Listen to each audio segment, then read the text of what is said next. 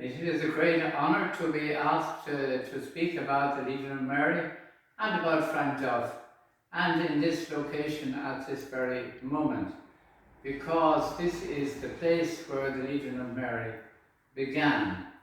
And looking back on the history, it's obvious that it was a providential circumstance which brought Frank Duff into this house, which did not belong to the church at all in earlier times, but was given over to the St. Vincent de Paul Society.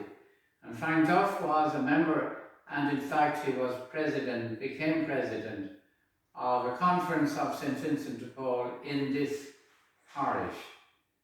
So since we can see now God's plan was that the Legion of Mary should begin in this parish, with people belonging to this parish, it was very providential that Frank Duff came to be president of a conference of St. Vincent de Paul in this parish.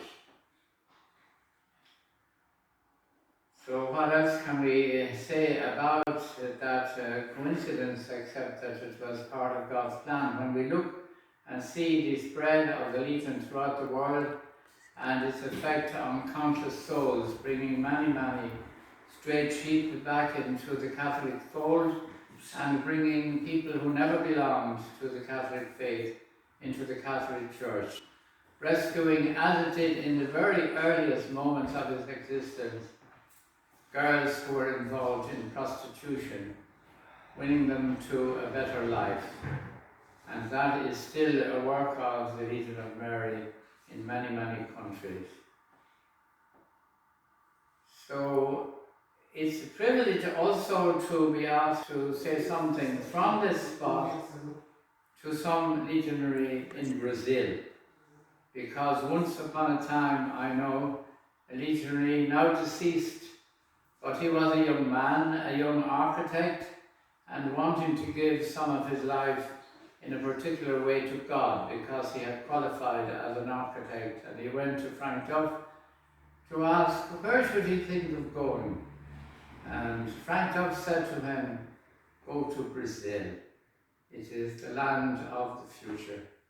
And he did go to Brazil, and he couldn't go at the very beginning. He had a health problem.